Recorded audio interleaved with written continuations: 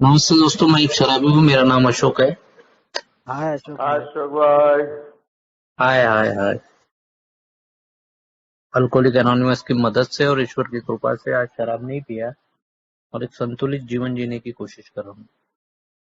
Alcoholic anonymous का सफर अभी तक के मेरा 6 साल का हुआ है और इन 6 साल के सफर में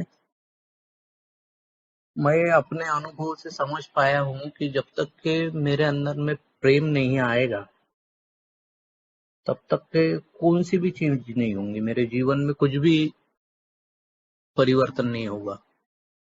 हालांकि अल्कोहलिक एनोनिमस में आने के बाद में इस बात की जानकारी मिलती है, सबसे पहले तो शराब से दूर होना पड़ेगा।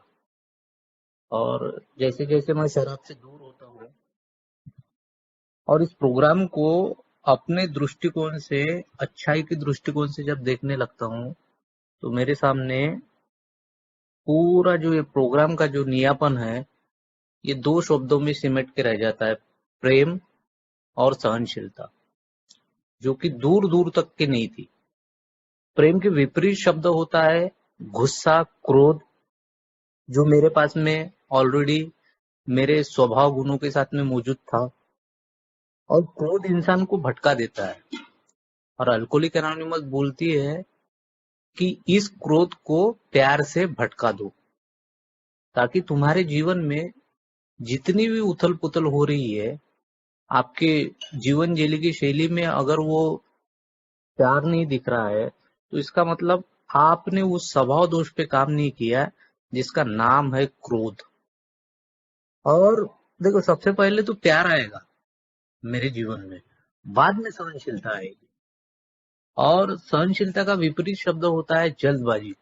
अगर मेरे जीवन की अगर जल्दबाजी बंद हो गई तो मेरे जीवन में सहनशीलता आएगी। या तो उसका संलग्न शब्द अगर मैं देखता हूँ सहनशीलता का, तो वो है धैर्य, जो कि मेरे को मेरी प्रेयर बताना चाहती है कि तुझ में अगर धैर्य है, तुझ तेरे अंदर में पेशेंस है, तो वो रुकने की काबिलियत है तेरे अंदर में, दूसरे का गुस्सा सहन करने की कौशल्य है, या वो कला कौशल्य में तू निपुण हो चुका है, जो कि हमारा चौथा कदम बोलता है कि अपनी सेल्फ इन्वेंट्री। तभी मेरा वाला वो जो है टॉलरेंस बढ़ेगा। लेकिन इसके पहले मुझे प्यार की तरफ जाना पड़ेगा, क्योंकि मेरे शराबखोरी में कभी मेरे पास में दिखा नहीं। मैं अपने शराबखोरी में देखता हूँ कि यार, जो लोग मेरे को प्यार करते थे ना, इस्तेमाल करता था। और शराब एक तरल द्रव्य था, एक वस्तु थी, उसको मैं व्यक्ति के समान प्यार करता था। यानी प्यार किस चीज से होना चाहिए, ये विचार भी मेरे विपरीत दिशा में चले गए थे। एक अच्छा इंसान मेरे अंदर का मर चुका था। उम्र के 22वें साल में जब मैं पहली बार शराब पिया, तो उसके पहले जो बचपने के हालात में देखता हूँ तो बड़े हालात बड़े खराब थे मेरे। और जिस घटनाओं के साथ में मेरा वाला जन्म हुआ, तो मेरे को शुरुआत में ही एक्सिस्टेंस मिला। अकेलापन, इन्फीरिटी कॉम्प्लेक्स, सेल्फ पिटी में जाना, ये सब बचपने से मेरे अंदर में वो निर्माण होती गई, क्योंकि मेरे साथ में प्रारब्ध में मेरे को दुख मिला। हम तो दुखों की बात नहीं करेंगे, लेकिन आज जो मेरे साथ में वो घटनाएं हुई जिसके वजह से मेरे जीवन का जो युवा अवस्था में मेरा जीवन उसमें परिवर्तन हुआ, उसका अवलोकन मुझे करना चाहिए। मैं देख रहा था कि यार, मेरे शराबखोर पिताजी की वजह से हमारा पैतृक घर छोड़ के हमको हमारे मामा मामी के यहाँ पे रहना पड़ा। और उन लोगों के साथ में रहते हुए हमारा जो आधिकारिक हक था, जो कि हमारे पिताजी के घर पे था, और जिस प्रकार से हम उनके यहाँ पे रह रहे थे, तो उनका वो आधिकारिक हक था। यानी हम उस सिचुएशन में उनके साथ में अगर रह रहे थे तो लाचार और बेबस। ये लाचारी और ये बेबसी हमको बार बार उनकी बर्ताव से दिख पड़ती थी कि एक्चुअली ये हमारा घर नहीं है। हम मेरे पिताजी के शराबखोरी के कारण यहाँ से वो निर्वासित होके मेरे आई का देश निकाला हो चुका था मेरे पिताजी के शराबी जीवन की वजह से। और ऐसी परिस्थिति में वो एकदम बेबस बेसहारा औरत अपने भाई का सहारा लेके, अपने पिताजी का सहारा लेके, मेरे 3 बहनें और 2 भाइयों के साथ में उसने उस वहां पे अपने मायके में डेरा डाला। और वो हर वो सिचुएशन के साथ में लड़ती रही। मैं सबसे छोटा था। आज वो सहनशीलता और प्यार के बारे में जानने से पहले मेरे को ये समझना पड़ेगा कि यार मेरे जीवन में प्यार और सहनशीलता क्यों नहीं रही, क्यों मैं उस मोड़ पे गया जिस मोड़ पे मैं जाना नहीं चाहता था। और मैंने वो बचपन में देखा कि यार छोटी सी उम्र में ही मेरे को स्कूल में डाल दिया गया, क्योंकि वो मैं अकेला ही रहता था। और उस अकेलेपन के वजह से वो उनाड़पना कर रहा या नटखटपना की वजह से मैं वो धूप में वगैरह खेलने जाया करता था अकेला ही, और दिन भर गायब रहता था। तो मेरे आई को लगा मैं तो दिन भर खेत में जाती हूँ, ये भटकते रहता है, इधर उधर हिंडते रहता है, तो इसको जल्दी स्कूल में डाल दिया जाए। तो एक 5 साल की उम्र में ही मेरा पहले में एडमिशन कर दिया। तो उस समय की जो वो जब से मेरे को समझ में आता है कि जैसे जैसे मेरी वाली उम्र बढ़ती गई, तो ये हीन भावना है कि दूसरों के पास से मिला हुआ वो उपहार के तौर पे वस्त्र है या किसी के कपड़े है, मेरे मामा के लड़के के रहते थे। और वो बात बात पे इस बात को जतलाया करते थे वो लोग कि यार तुम हमारे टुकड़ों पे पल रहे हो। और एक शुरुआत में ही वो अकेलापन और उनके प्रति वो जीवन के प्रति वो चिढ़, या तो वो प्यार मिला नहीं, एक माँ के सिवा दूसरा कोई प्यार करने वाला था नहीं मुझे। मेरी तीनों बहनों की शादी मेरे समझ में आने के पहले ही हो चुकी थी।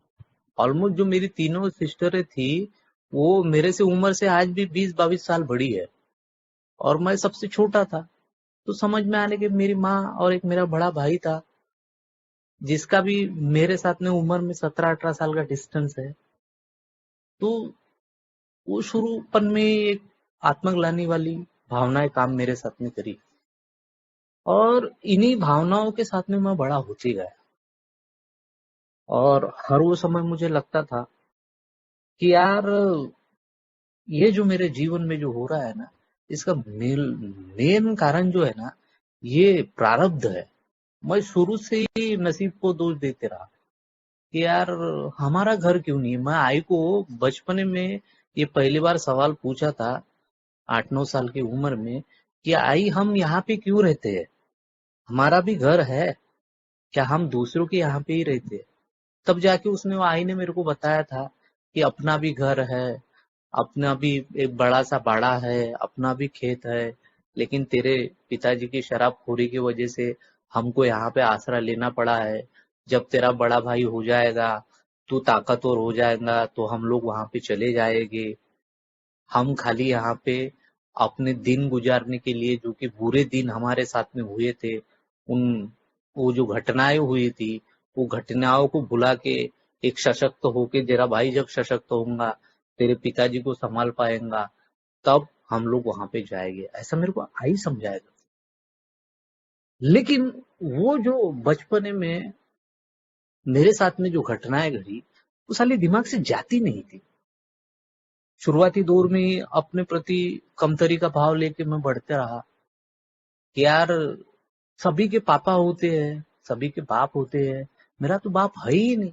मेरा तो मेरे माँ, मेरी मौसी, मेरी बुआ, जो कुछ है मेरा बाप, वो जो कुछ जो है वो मेरी माँ है।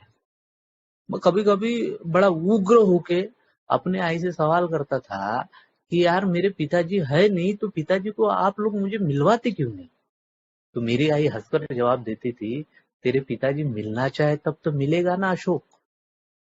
तो आज भी उस बात की वो जो याद आता है ना कि यार वो मेरे मामा के लड़के के कपड़े, या उनके द्वारा किए हुए वो निगोशिएट शब्द हमको बार बार जतला देना, तुम पराये हो, तुम अपने नहीं हो, तुम साले लाचार और बेबस हो, ये शब्द वो उमटते रहे। और वो इतने जबरदस्त ठसे उमटे उसके कि यार बड़ेपन में भी वो रहे। यहाँ पे भी जब हम आए अपने पितृ गांव में, तो वो वही हीन भावनाएं, वो कमतरी का भाव, अपने आप में कहीं तो भी सिकुड़ के रहना, जीवन में एक डर रहना, और हर समय वो जो बालावस्था में जो घटनाएं मेरे साथ में हुई, वो हर समय में लगता था कि यार कोई तो भी मेरे साथ में विपरीत होने वाला है। वो डर वाली फीलिंग हमेशा रहती थी। और शुरू से ही एग्जिस्टेंस में ही जैसे जैसे मेरे को समझ आई, तो शुरुआत में ही मेरे साथ में संघर्ष रहा। मेरे आई का पूरा जीवन संघर्षमय रहा। मेरी आई सहनशीलता का इतना बेमिसाल उदाहरण है ना, कि जिसने अपने जीवन में पूरा सहनशीलता के साथ में हुआ। उसको उस वो कभी नहीं थकी। वो हर वो सितम मेरे पिताजी के या प्रारब्ध ने जो उसके ऊपर डाले गए थे, कि हर वो घटनाओं को वो क्रॉस करते हुए, संघर्ष करते हुए उसने सुखद घटनाओं में लाती दी। यानी संघर्ष का बेमिसाल उदाहरण है मेरी आई।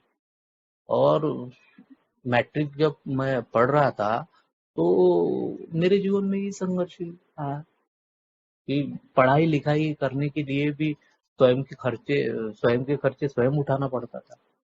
पॉपुलर बेचने गया। तो ये जब जो है, ये सब जो घटना है, बताने का जो कारण है कि वो परिस्थितियां ने मेरे अंदर की सहनशीलता बढ़ा दी।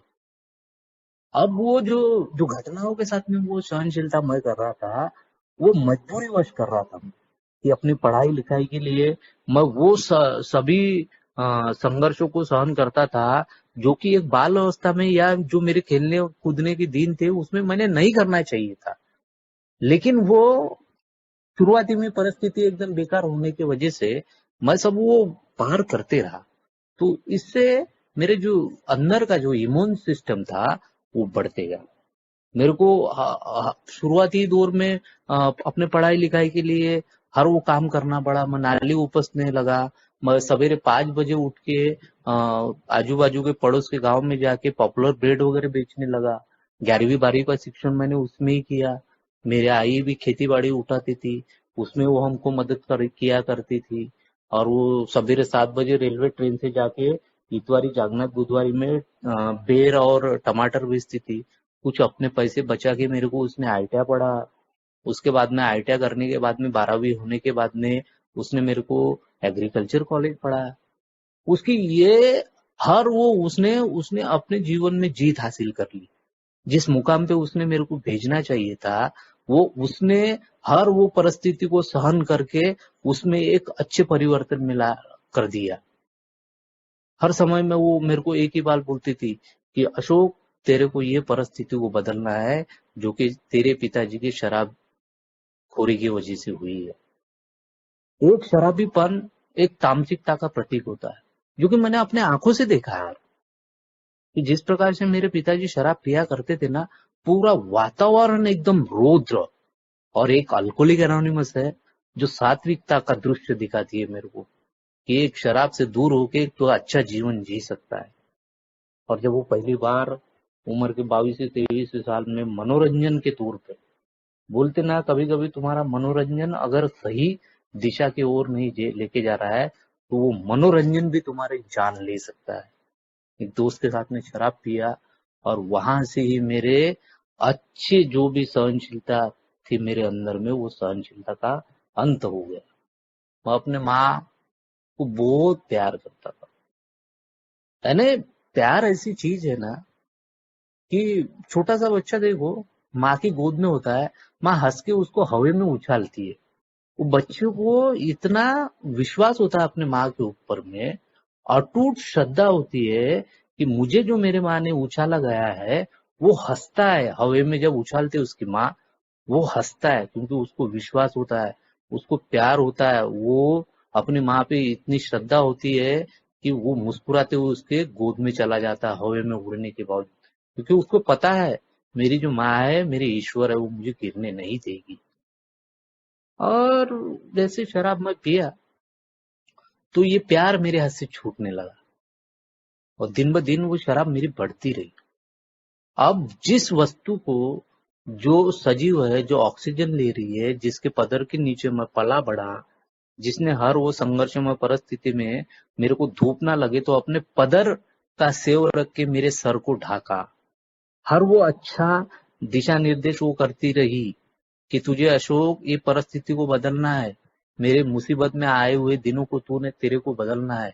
लेकिन जैसी वो शराब आई तो मेरे अंदर की यार उसके प्रति जो ममता थी, या हमारा जो गाई वासरूचं नातं होतं वो खत्म हो गया। और फिर मैं धीरे धीरे उससे दूर भागते रहा। प्यार का सही अगर डेफिनेशन होगा ना, तो प्यार वो एक चीज है कि प्यार की कोई कीमत ही नहीं है। प्यार किया है तो बेमोल बिक जाओ। लेकिन वो मेरे हिसाब से वो जो तरल पदार्थ पे मैंने प्यार किया, वो जो लिक्विड से मैं मोहित हुआ, और वहीं से मेरी जीवन की नाव अब डगमगाने लगी। वो नाव को सुरक्षित किनारे पे लाने के लिए मेरे माँ ने बहुत सारा प्रयास किया। वो असंभव चीजों को भी संभव करने की कोशिश करती रही, और उसने वो किया भी। जो असंभव चीज लग रही थी हमारे जीवन में कि कभी हम अच्छे से रहेंगे खा पी के, तो वो चीजों को उसने परिवर्तित किया था।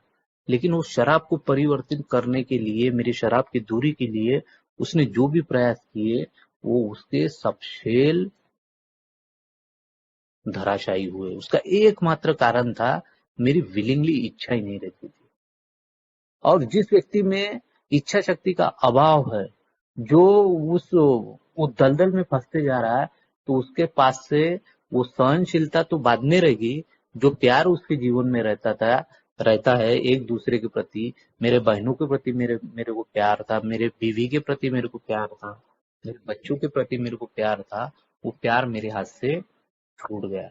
और दिन ब दिन यार मैं ऐसा वायलेंट होते गया कि वो जो प्यार अगर आपके जीवन में अगर छूट चुका है, वो वैक्यूम प्लेस हो गई है, रिकामी जगह हो गई है आपके जीवन में, तो वो वैक्यूम प्लेस को भरने के लिए तुम्हारे जीवन में शराब रूपी एक ऐसा राक्षस निर्मित हो जाता है आपके आत्मा में कि वो क्रोध दिलवाता है आपको।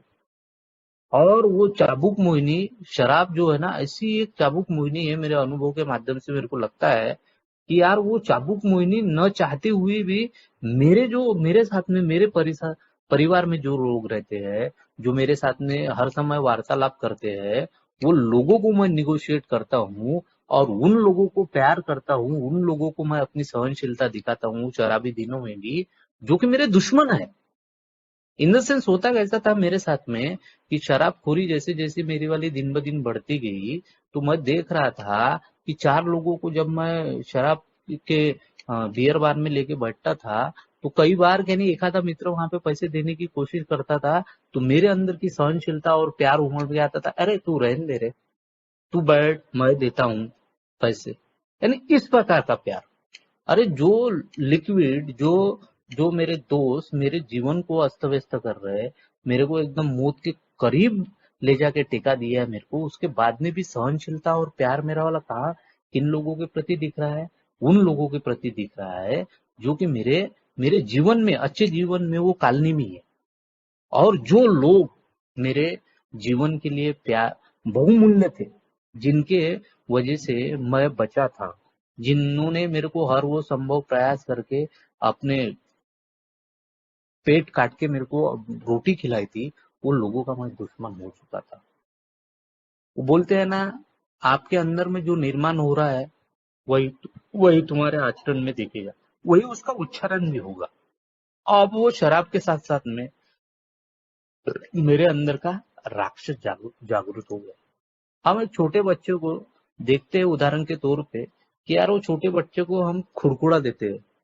वो छोटा सा बच्चा जिसको बोलना ना आवे, वो खुड़कुड़ा बजाता है और वो हंसता है, आनंदित होता है, उसको खुशी हो जाती है, वो खुशी से इतराता है, खिलखिलाता है। और फिर कुछ देर के बाद में अगर हम एक्सपेरिमेंट के तौर पे उसके हाथ से वो खुड़कुड़ा छीनते हैं, तो वो बच्चा बिलकता है, बौखलाता है, और वो उस खिलौने के लिए जिद करता है, और वो खिलौना वापिस मैं उसको दे देता हूँ, तो वो फिर से और खिलखिलाता है, प्रसन्न होता है, क्योंकि वो खिलौना उसके लिए खुशी का माध्यम है।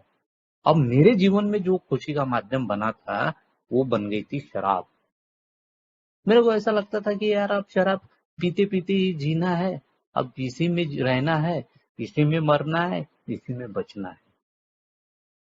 कालांतर के बाद में कैसा हुआ, जैसे जैसे मेरे अंदर की शराब ने वो रौद्र रूप लेते रहा, मेरे जीवन का नियंत्रण उस शराब रूपी दानव ने अपने हाथ में ले लिया, तो फिर उसने वो अपना जीवन चलाना शुरू कर दिया। अब मेरा जीवन का नियंत्रण टूट गया। मैं आखिरी टाइम में देख रहा था कि यार जो चीजें मुझे नहीं करना चाहिए वही मैं करने जा रहा था, क्योंकि वो अंदर का जो ममत्व था वो अब उसने वो क्रोध में ले लिया। अब वो प्यार बचा ही नहीं। जो लोग मेरे मेरे शुभ चिंतक थे, हित चिंतक थे, मैं उनको आए दिनों गाली गलौज कर रहा हूँ, उनको निगोशिएट कर रहा हूँ।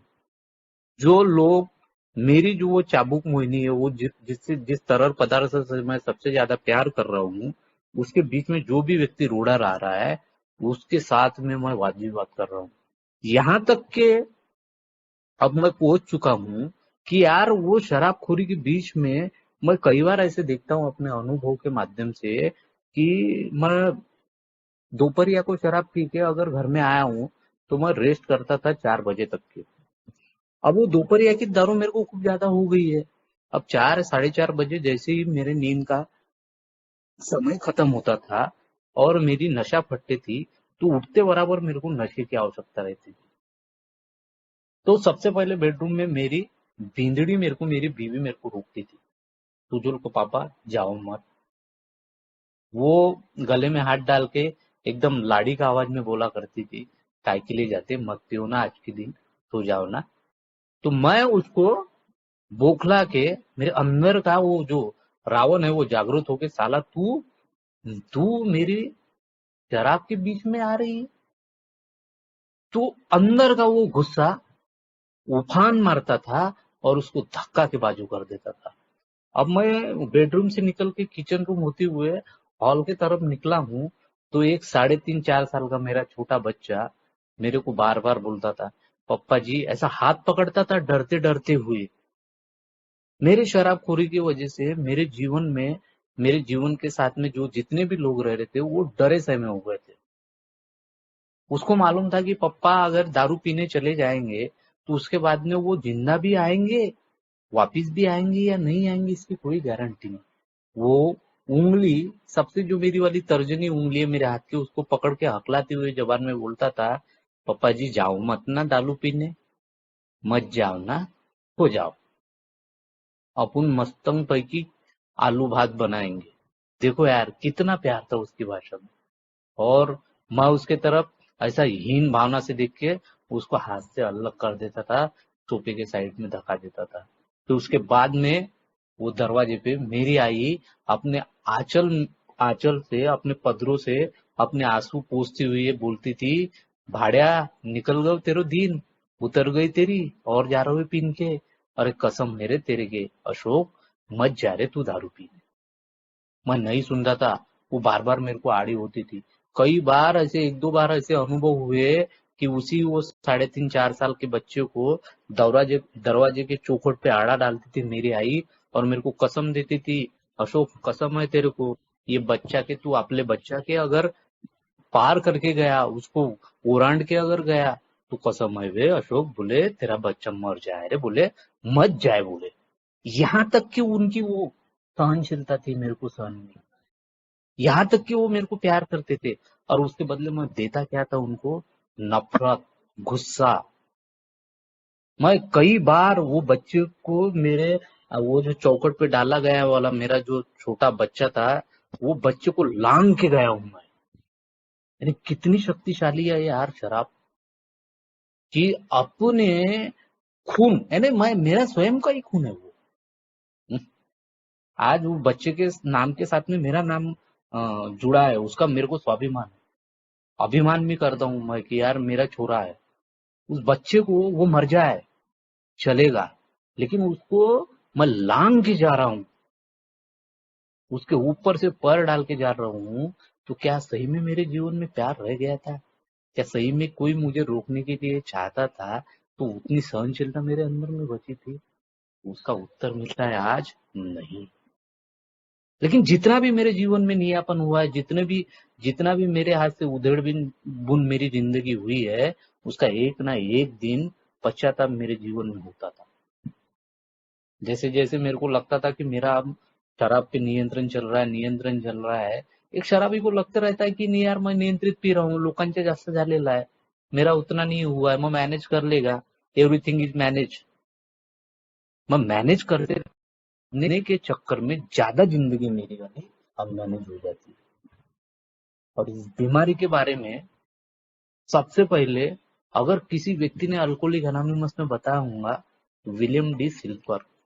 लेकिन इसको विस्तृत तौर पे एक जर्मनी के डॉक्टर थे जो 300 साल पहले बोल के गए, जिसका नाम था डॉक्टर सिगमंड फ्रायड, जो कि चेक गणराज्य थे। उन्होंने अपने अनुभव के माध्यम से पहली बार बोला कि हमको, एक मनुष्य को, शरीर के अलावा शरीर के बाहर की भी बीमारियां होती है। बहुत सारे लोगों का विरोध हुआ उनका उनका उन्होंने जब उन्होंने ये स्टेटमेंट बोला कि एक मनुष्य को शरीर के अलावा एक सोच की बीमारी होती है, एक मन की बीमारी होती है, उसके विचारों की बीमारी होती है, तो बहुत सारे उस समय के जो पंडित लोग थे, उन्होंने अपना धंधा चलाने के लिए इस डॉक्टर को बहुत सारा, मतलब उस समय में उन्होंने चेक गणराज्य को भी छोड़ना पड़ा।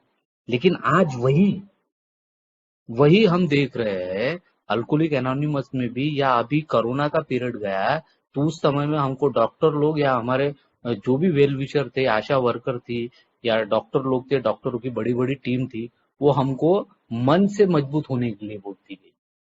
अल्कोहलिक एनोनिमस भी वही बोलना चाहती है कि शरीर की बीमारी तो मैं बराबर कर लूंगा, लेकिन मेरे को जो मानसिक बीमारी है, जिसके बारे में बिल बोल रहा है बिग बुक में कि हम पागल लोग हैं, हम मेंटल लोग हैं, मानसिक लोग हैं, के पहले तक की इतनी सारी मेरी वाली अस्त व्यस्तता हो चुकी थी।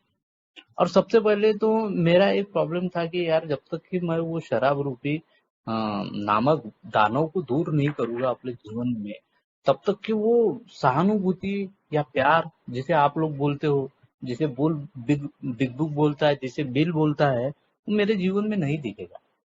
और जब तक कि मेरे जीवन में प्यार और सहनशीलता नहीं आएगी, तब तक कि मैं शराब से दूर भी नहीं होऊंगा। ये तो स्लोगन आज मैच्योरिटी के हिसाब से मेरे को समझने की कोशिश मैं कर रहा हूँ, लेकिन पहले दिन जैसे जैसे मैं शराब से दूर हुआ, तो मेरे जीवन में प्यार और सहनशीलता काम किया है।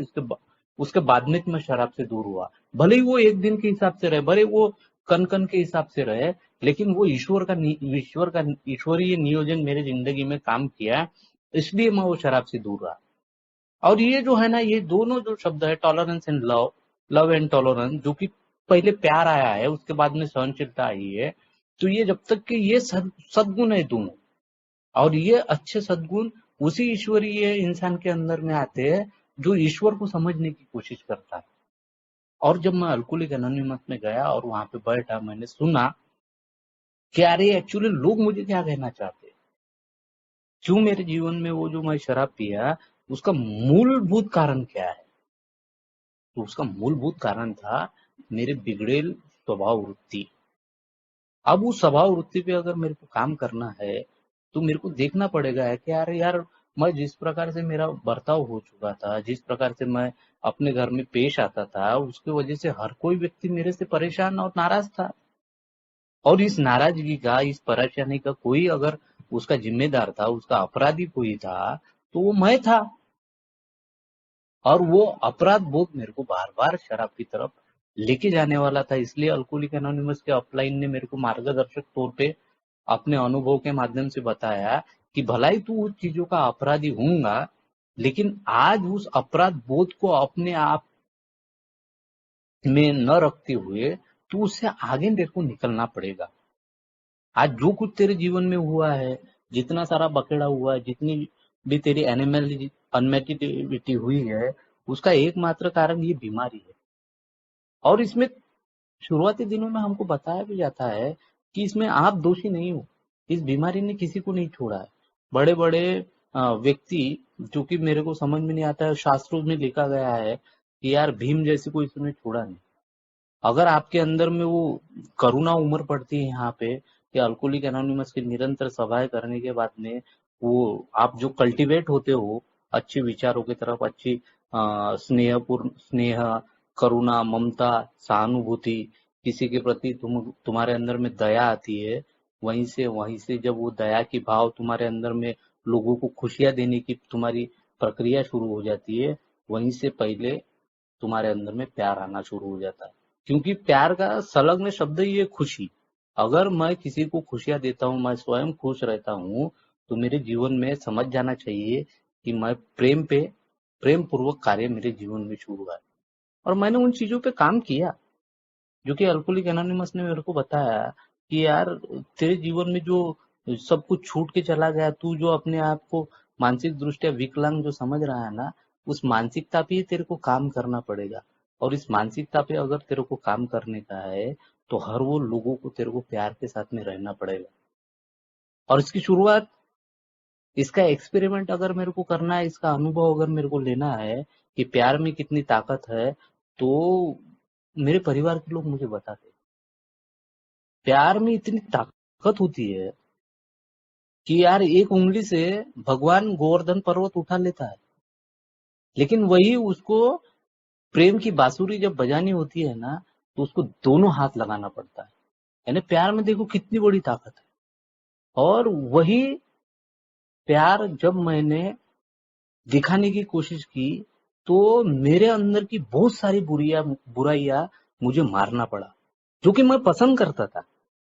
मेरा जो शॉर्टकमिंग है, गुस्से वाला स्वभाव, अपनी बात मनवाने की जो प्रवृत्ति है, ऑर्डर देने की जो प्रवृत्ति है, वो जो मेरा स्वभाव है हिटलरवादी, कि मैं बोलेगा वो कानून, वो कायदा, इस प्रक्रिया पे ब्रेक लगाया।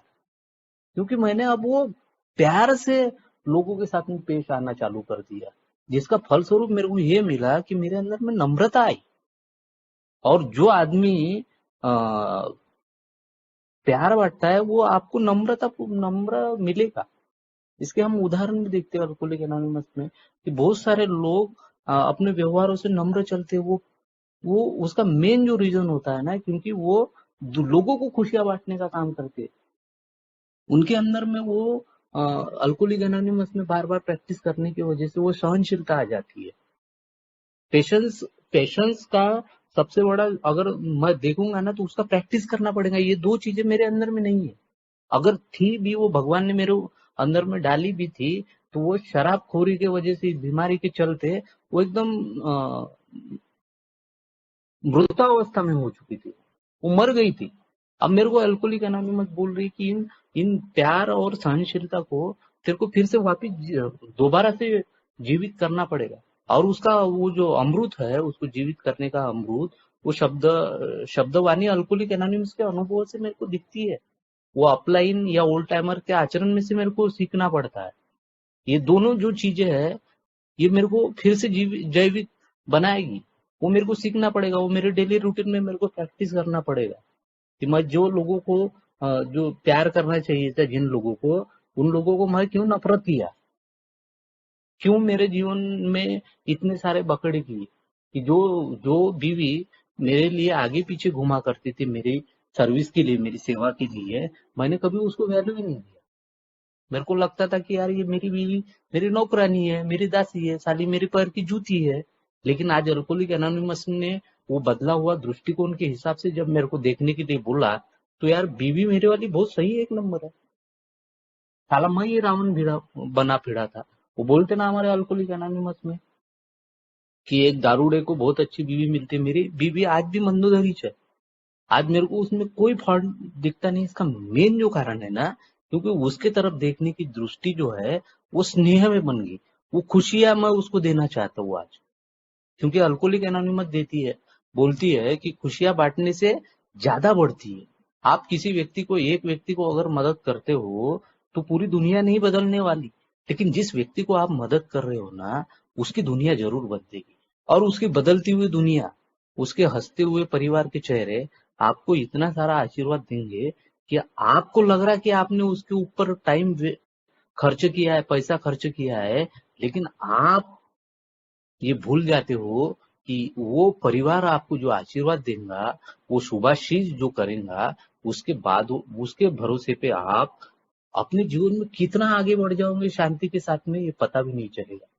क्योंकि हम लोग अक्सर सुना करते हैं ट्वेल्थ स्किपिंग कि ये ईश्वरीय कार्य है, और ईश्वरीय कार्य करने वाला सद्गुणी मनुष्य होता है, जिसके अंदर में भरोसा होता है, विश्वास होता है, हम्म, सहानुभूति होती है, दया होती है, खुशियां देने की प्रक्रिया होती है। और ये जितने भी अच्छे गुण जो होते हैं, वो एक व्यक्ति के अंदर में आ जाए तो वही ईश्वर है, वही ईश्वरीय कार्य है।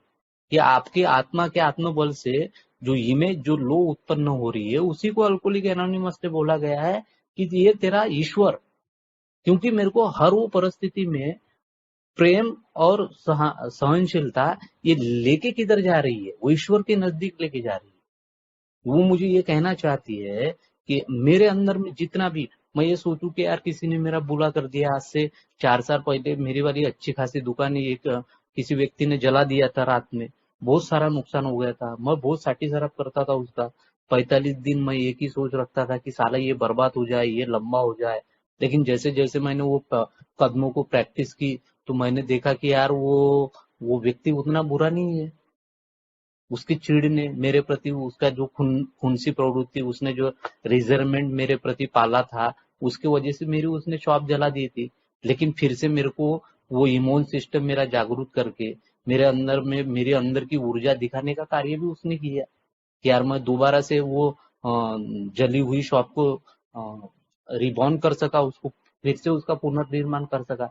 शायद मेरे को भी पता नहीं चलता था कि यार मेरे अंदर में इतनी ताकत है करके।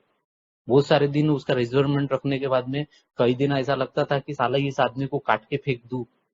क्योंकि उस समय में बड़ी मानसिक हालत विचलित हो चुकी थी मेरे वाली।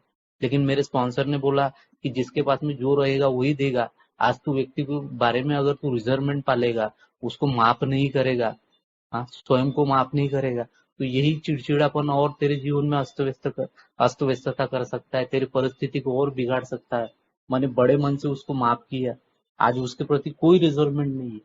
क्योंकि मेरे को लगता है कि यार उसने अगर मेरा वाला बुरा करने का सोचा, लेकिन ईश्वर ने मेरा बुरा नहीं होने दिया ना, उसने मेरे को फिर से पुनर्निर्माण कर दिया।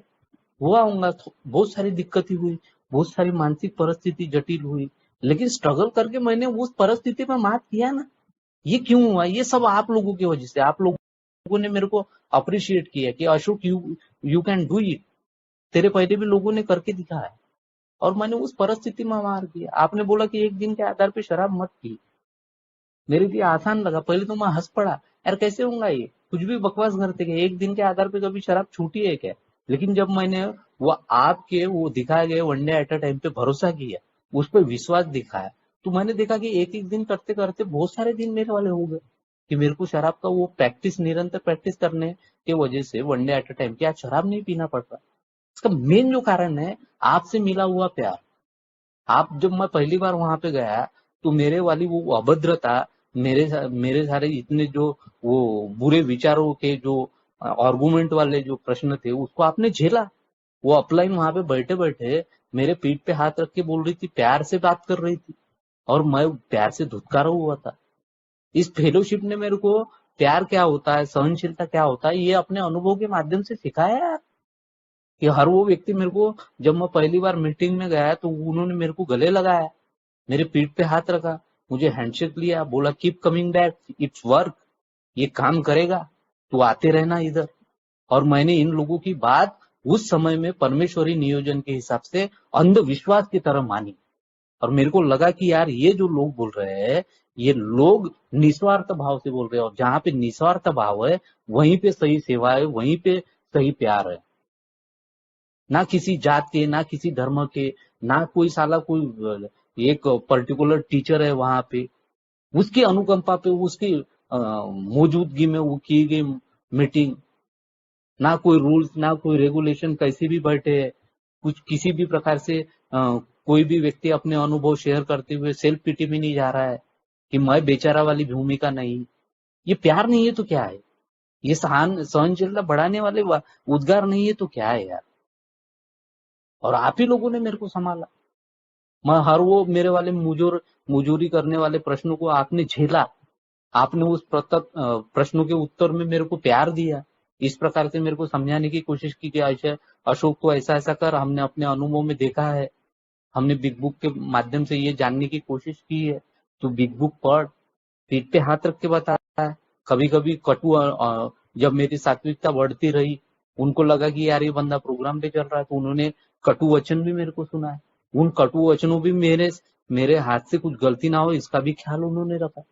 वो कौन लोग थे यार, जिन लोगों ने मेरे को फूल समान संभाला, और उन्हीं लोगों की मदद की वजह से ये वाला जो है लव एंड टॉलरेंस मेरे जीवन में मैंने लगाया कि अपने बच्चे को कभी शराबखोरी में कभी प्यार से बात न करने वाला अशोक, मेरे साथ में न सोने वाले बच्चे मेरे वाले आज मेरे साथ में सोने के लिए तरसते। इसका कारण जो है ना, क्योंकि वो लर्निंग का प्रोसीजर मैंने बनाया। अल्कोहलिक एनोनिमस में आप एजुकेशन लेने के लिए अगर जाओगे ना, शिक्षा लेने के लिए जाओगे, तो जीवन में परिवर्तन नहीं होगा।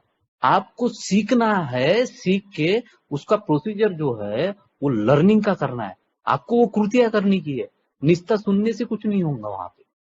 मैंने वो कृतियां की, मैंने उस अल्कोहलिक एनोनिमस के प्रोग्राम को अपने जीवन में ढाला, और मैं देख रहा था कि यार मेरी माँ कभी भी खुश न रहने वाली, वो मेरे शराब की दूरी के साथ साथ में खुश रहने लगी। मेरी बीवी खिलखिला के हंसने लगी, मेरे बच्चे मेरे साथ में खेलने लगे, कूदने लगे।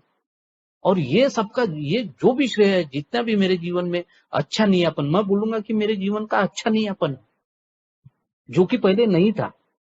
और ये जो जितना भी मेरे जीवन में नीयापन हुआ है, ये आप लोग सभी भी जितने लोग अल्कोहलिक एनोनिमस में थे, उन लोगों ने मेरे को संभाला, उन लोगों ने बताया। जब भी मेरे को मुसीबतें आई, मेरे पीठ पे हाथ रख के आप पीछे खड़े थे मेरे वाले जामुवंत लोग, जिन्होंने लगाया कि बजरंगी घबराए मत, ये भी समस्या निकल जाएगी, तू खाली सहनशीलता रख, तू प्यार से रख, तू लोगों को निगोशिएट मत कर।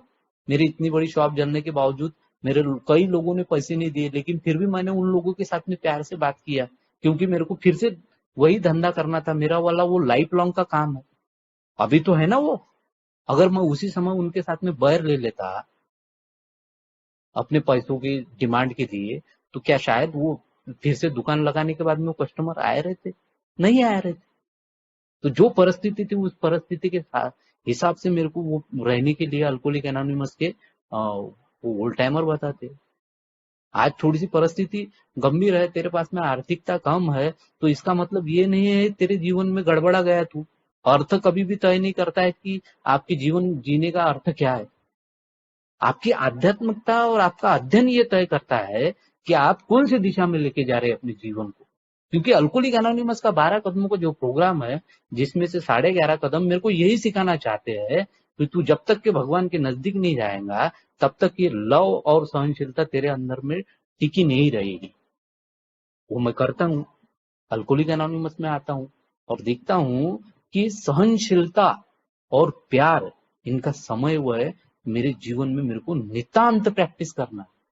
आज मैं देखता हूँ कि मेरे दुकान पे अगर छोटा सा बच्चा हकलाती जवान में से आता है, एक का सिक्का लेके, और बोलता है अंकल 1 रुपए की चॉकलेट दो, तो मैं उसको क्या बोलता हूँ, अरे सर कौन सी होना।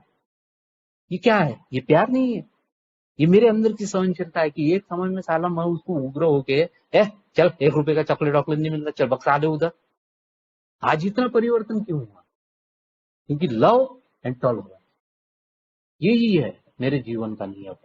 और मेरे को लगता है कि अभी मेरा समय तो खत्म हो चुका है, और यही प्रेम पूर्वक व्यवहार मेरा वाला, यही सहनशीलता, जितना मेरे अंदर में सहन करने की क्षमता आएगी ना, उतना ही मेरा आध्यात्म के पास में जाना तय है। ईश्वर के नजदीक जितना आप जाओगे, उतना आपको ईश्वर झटके नहीं लगने देगा। वो मेरे ग्रुप का एक मेंबर है, बहुत बढ़िया, वो उदाहरण के माध्यम से बताता है कि बस में अगर आप बैठे हो, तो ड्राइवर के नजदीक वाले सीट के पास में अगर आप बैठे हो ना, तो आपके झटके कम लगते हैं। मतलब ये है कि यार अगर मैं ईश्वर के नजदीक अगर बैठूंगा, उसके दिशा निर्देश के हिसाब से अपने जीवन को नियोजित करूंगा, तो मेरे जीवन में जो झटके हैं वो कम लगेंगे। और यही अल्कोहलिक एनोनिमस बोलती है कि उसी प्रकार से तेरे को जीवन जीना है। वही मैं आज कर रहा हूँ।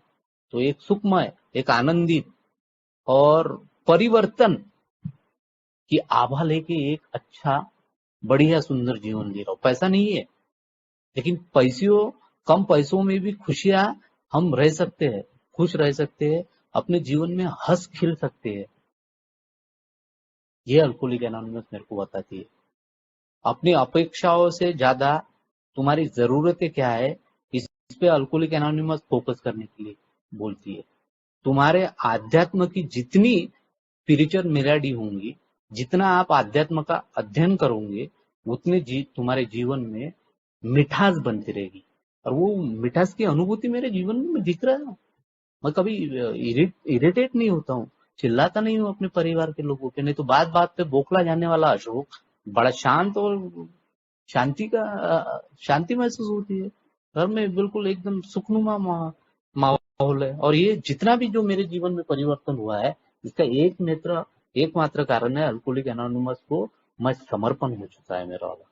और ये समर्पण का भाव जब तक के मेरे अंदर में बना है, तब तक के वो पॉलिशिंग होती रहेंगी मेरे आध्यात्म की।